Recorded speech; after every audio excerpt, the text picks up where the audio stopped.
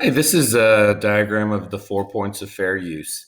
A fair use is a concept that we talk about and that we'll learn that is acceptable use of copyrighted work. And what has happened is people will oftentimes, not often, but sometimes people will steal other people's work that has been copyrighted, and there become lawsuits because people that have copyrighted works like Mickey Mouse or things like that want to get paid for the work that they've created. So we have here something that the courts have applied and that we're going to use that is particularly helpful for school that talks about fair use. And what is fair use? So this diagram shows you what fair use is.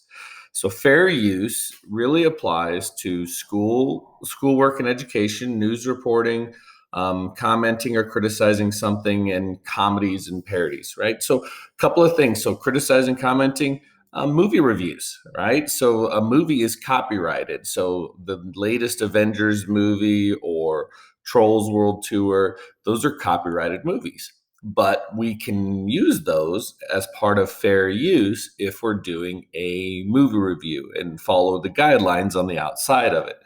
Just like when we have for comedy and parody, you see memes, and memes have Baby Yoda and Star Wars memes, and Luke Skywalker is copyrighted. But if you're making a meme or making something funny about Luke Skywalker, then it is something that is considered fair use. And so here are the four reasons that you can, under these guiding principles of we're doing it for school, we're doing it for news, we're commenting or criticizing something, or it's comedy or parody. Here are the four reasons that are allowable to not have a copyright permission to use something. So the first one is to use a small amount. Okay, and so a small amount. If we're talking about a movie clip, it's less than 30 seconds. If we're talking about a book, it's less than a chapter, right? So if it's written work, we're talking about less than 200 words, right? So we're going to use a small amount of material. Um, Second piece is we're reworking it or using it in a different way. We're coming up with something new, right? So we're not just using it and showing it, we're turning it into something else. So we're making, what a small part that used to be an Indiana Jones action movie, and we're stitching together all of the Indiana Jones action movies to make it into something that is brand new. It's a comedy movie or something like that. We're using 30-second clips all the way around. Next one, this is really important.